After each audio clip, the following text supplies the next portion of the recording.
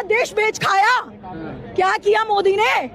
नमस्कार, मैं दीपक चौधरी और आप देख रहे हैं आज के समाचार। इसलिए आप मेरे साथ वीडियो के अंत तक बने रहिए। चलिए बिना समय गवाए बढ़ते हैं आज की पहली खबर की ओर। चलिए आज की पहली बड़ी खबर आ रही है दिल्ली जंतर मंतर से। छात्रों ने फिर से दोबारा जंतर मंतर पर गृह मंत्री अमित शाह का इस्तीफा मांगने के लिए प्रदर्शन शुरू कर दिया है। देखिए किस तरह से छात्र बहुत ही गुस्से में गृह मंत्री अमित शाह हाय हाय के नारे लगाते हुए दिखाई दे रहे हैं। देखिएगा क्या गृह मंत्री अमित शाह जी का इस्तीफा होना चाहिए या नहीं, इस पर आपकी क्या राय है, आप अपनी राय कमेंट में जरूर बताएं।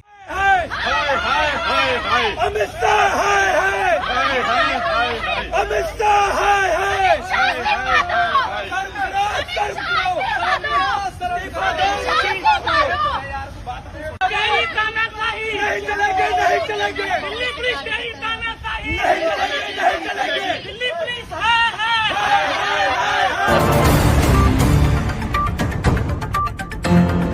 संसद में चंदा चोरी को लेकर बिहार के सांसद पप्पू यादव जी के द्वारा भगवा वस्त्र पहनकर किया गया विरोध प्रदर्शन पर कुछ नाराज लोगों ने दिल्ली में प्रेस वार्ता के दौरान सांसद पप्पू यादव जी पर किया हमला।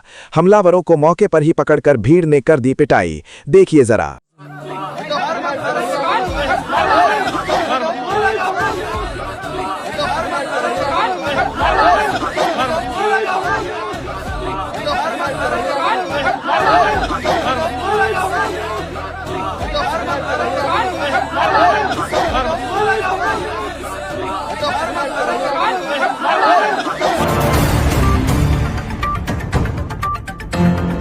अगली बड़ी खबर आ रही है दिल्ली के जंतर मंतर से, जहां पर छात्र ने दोबारा से प्रोटेस्ट करना शुरू कर दिया है बीजेपी सरकार के खिलाफ। आज देश में भारी आक्रोश दिखाई दे रहा है। देखिएगा किस तरह से छात्र नारे लगाकर प्रधानमंत्री मोदी जी का विरोध कर रहे हैं। देखो मोदी भाग रहा है, इसका युवा भाग रहा है। देखो मोदी भाग रहा है, हिंदू मुस्लिम लीक किया है, लीक का पेपर लीक किया है, हिंदू मुस्लिम लीक किया है, लीक का पेपर लीक किया है, इसका युवा। भारतीय जनता पार्टी से नाराज लोग आज देखिए किस तरह से भारतीय जनता पार्टी की पोल पट्टी खोलते हुए दिखाई दे रहे हैं। देश के युवाओं का कहना है जो लोग गाय को अपनी माता बताते हैं लेकिन सबसे ज्यादा गाय का बीफ निर्यात कर रहे हैं। सुनिए युवाओं का क्या कहना है। पूरे देश में अगर जाइएगा ना, सबसे ज्यादा अगर बीफ एक्सपोर्ट करता है ना, यूपी से जाता है। कहते हैं ना गाय हमारी माता है। अब भाजपा वाला इसी को कटवाता है, इसी को विदेश निर्यात करवाता है और इसी का चंदा खा। वहीं बड़ी खबर आ रही है उत्तराखंड के हरिद्वार से, जहां पर कावड़ लेने जाते लोगों की कावड़ से टकराई गाड़ी। उसके बाद गुस्साए कावड़ियों ने पुलिस के सामने ही गाड़ी में मचा दी तोड़फोड़। देखिएगा क्या ऐसा करना सही है? अगर गाड़ी टकरा भी गई थी तो उसकी सजा देने के लिए कानून है ना कि आप खुद से सजा देने लगे।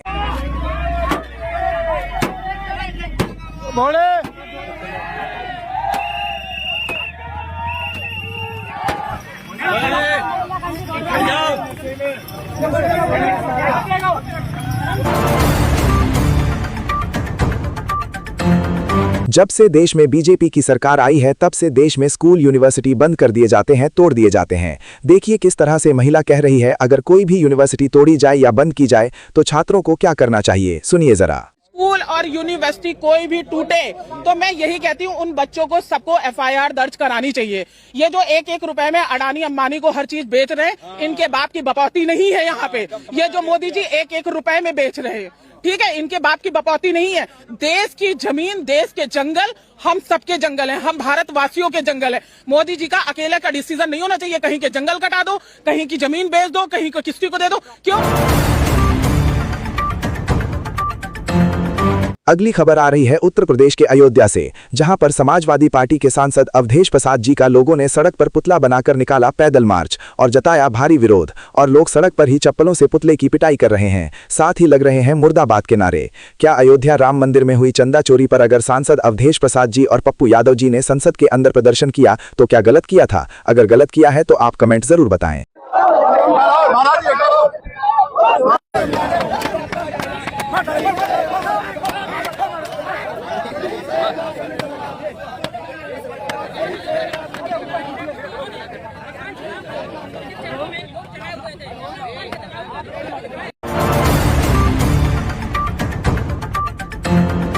जब बीजेपी वाले कहीं हनुमान जी को पतंग बनाकर उड़ाते हैं और कहीं उनको अपनी रैली में गाड़ी के आगे नचवाते हैं और कभी राम भगवान की उंगली पकड़ करके लाते हैं, तब सनातन धर्म का अपमान नहीं होता।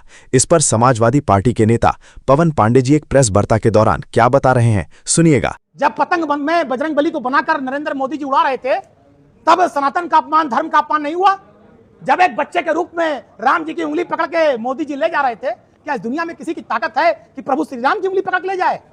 प्रभु श्री राम सबको उंगली पकड़ के सबकी नैया पार लगाते हैं। क्या आप पवन पांडे जी की बात सही है? अगर आप इनकी बात से सहमत हैं तो जरूर बताएं। वहीं सुप्रीम कोर्ट के वकील भानु प्रताप जी का एक ऐसा बयान सामने आया जिसमें वो जंतर मंतर पर कहते हुए दिखाई दे रहे हैं, अगर देश के युवाओं ने फिर से आंदोलन किया तो भारतीय जनता पार्टी को देश से उखाड़ फेंकेंगे। देखिए और क्या कुछ कहा है भानु प्रताप जी ने। क्या देश में अब बीजेपी पार्टी की सरकार नहीं बननी चाहिए? इस पर आपकी क्या राय है? आप अपनी राय जरूर बताएं। बीजेपी सरकार बननी चाहिए या नहीं बननी चाहिए? आज की झलक देख के समझ में आ जाना चाहिए, अगर एक बार और उठ गई तो अब के ये जनता जाके प्रदर्शन नहीं करेगी, उखाड़ के फेंक देगी। असली जो मुद्दे हैं वो जनता के मुद्दे हैं। जनता से बात करो, जनता के मुद्दों को एड्रेस करो। एक ऐसी ही बड़ी खबर आ रही है पार्लियामेंट के अंदर से, जहां पर राहुल गांधी जी अपनी बात रख रहे थे स्टूडेंट को लेकर। आज जो देश में नए नए बयान सामने आ रहे हैं, उस पर राहुल गांधी जी ने लोकसभा में अपनी बात रख रहे थे। सुनिएगा क्या बता रहे हैं राहुल गांधी जी, जिससे उनके एक शब्द कहने पर ही विपक्ष तिलमिला उठा। मैं सोचा कि ये स्टूडेंट है और फिर ये इडियट भी है, तो मैंने उससे पूछा, एक बात बताओ, ये तीसरी कैटेगरी कहां जाती है? ये तीसरी कैटेगरी कहां जाती है? उसने कहा कौन सी तीसरी कैटेगरी? मैंने कहा अंधभक्त। क्या राहुल गांधी जी को एक बार देश का प्रधानमंत्री बनना चाहिए या नहीं बनना चाहिए? अगर देश का प्रधानमंत्री राहुल गांधी जी को बनना चाहिए तो आप वीडियो को लाइक कमेंट करके जरूर बताएं। सुप्रीम कोर्ट के बड़े वकील महमूद प्राचा जी का प्रेस वार्ता के दौरान एक ऐसा बयान सामने आए जिसमें महमूद प्राचा जी कह रहे हैं गृह मंत्री अमित शाह और प्रधानमंत्री मोदी जी पर कार्रवाई होनी चाहिए। यहां तक कि उत्तर प्रदेश के मुख्यमंत्री योगी आदित्यनाथ जी के ऊपर भी। क्या कह रहे हैं, सुनिएगा। कार्रवाई होगी, मोदी जी के ऊपर होगी, पुलिस के ऊपर क्यों होगी? एक तरफ तो लोगों को गुमराह कर रहे हैं हाई फ्रेंड्स कह के कि मैंने माफ कर दिया, और दूसरी तरफ से एफआईआर करा रहे हैं। तो बिल्कुल मोदी जी के ऊपर होगी, अमित शाह जी के ऊपर होगी और योगी जी के ऊपर भी होगी, क्योंकि उन्होंने बड़ा नया तरीका एक और निकाला। एफआईआर यूपी की पुलिस करेगी, फिर यूपी की पुलिस वाले जाके योगी जी से कहते होंगे सर हम तो फंस जाएंगे झूठी एफआईआर करके, इसको एक काम करते हैं, ट्रांसफ़र कर देते हैं दिल्ली पुलिस के पास, क्योंकि फिर वो अमित शाह जी जाने, उनका काम जाने। तो ये in line is mister Amit Shah साहब। उसके बाद तो सारे एक साथ जाएंगे ना। जड़ पे अगर फोकस्ड काम किया जाए तो अमित शाह साहब का जैसे ही इस्तीफा होगा तो वो खुद अपने सभी साथियों के भरपूर सबूत लाके हम जैसे व्यक्तियों को देंगे और वो फिर सब एक साथ जेल जाएंगे। क्या आप वकील साहब की बात से सहमत हैं? अगर सहमत हैं तो इस वीडियो को अपने दोस्तों के साथ शेयर करें। दिल्ली के पूर्व मुख्यमंत्री आम आदमी पार्टी के प्रमुख अरविंद केजरीवाल जी E20 पेट्रोल पर बता रहे हैं ये सरकार और इस सरकार के मंत्री E20 पेट्रोल के नाम पर जनता के साथ कैसा खेल कर रहे हैं। सुनिए जरा अरविंद केजरीवाल जी क्या बता रहे हैं। इथेनॉल पेट्रोल से महंगा है ना मनीष? 40-50 रुपए का टैक्स सारे अगर घटा दो तो 50 रुपए के करीब पेट्रोल पड़ता है, और टैक्स सारे हटा दो तो 70 रुपए का इथेनॉल पड़ता है। इथेनॉल महंगा है पेट्रोल से। इथेनॉल की माइलेज कम है क्योंकि कैलोरीफिक वैल्यू कम है। ये कह रहे थे इथेनॉल से फॉरेन एक्सचेंज बचती है, वो भी कई लोगों ने आर्टिकल लिख के कैलकुलेशन करके कोई फॉरेन एक्सचेंज नहीं बचती। कह रहे थे इथेनॉल से किसान को फायदा हो रहा, कोई किसान नहीं फायदा हो रहा। इथेनॉल के जहां प्लांट लगे हुए हैं वहां 20-20 किलोमीटर तक सारा पानी बर्बाद हो गया, पोल्यूशन हो गया, सारी जमीन खराब हो गई आसपास की, किसान दुखी हैं उससे। तो अगर इथेनॉल से कोई फायदा नहीं है तो जबरदस्ती क्यों कर रही है सरकार? कोई बता सकता है? ये जो कुछ लोग कह रहे हैं कि गडकरी जी को फायदा पहुंचाने की, मेरे को नहीं लगता मोदी जी को गडकरी के बच्चों में कोई इंटरेस्ट है। मेरे को नहीं लगता कि मोदी जी गडकरी के बच्चों का मुनाफा कराने के लिए ये करवा रहे हैं। अमित शाह के बच्चे होते तो शायद फिर भी मान लेते। गडकरी के बच्चों का मुनाफा कराने के लिए मोदी जी ने इथेनॉल देश के ऊपर थोप दिया। ये मैं मानने को तैयार नहीं हूं। मोदी जी और गडकरी में कितनी दोस्ती है ये हम सब जानते हैं। क्या सच में इथेनॉल से गाड़ियों को नुकसान हो रहा है या सही है? इस पर आपका क्या अनुभव है जरूर बताएं। इथेनॉल सही है या पेट्रोल सही है?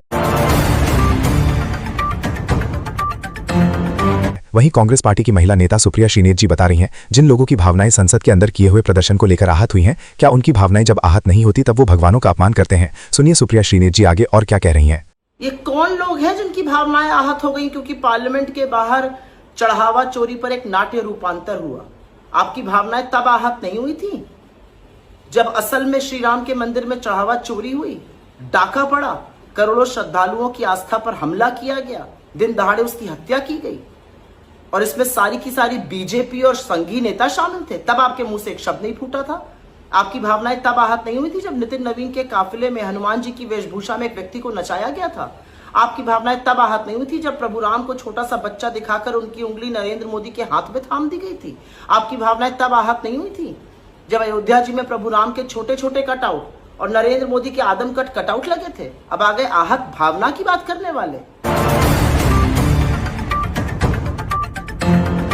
अगर आपको वीडियो पसंद आई है तो वीडियो को लाइक करें, शेयर करें, साथ ही साथ चैनल को सब्सक्राइब करके बेल आइकन को ऑल नोटिफिकेशन पर प्रेस कर लें।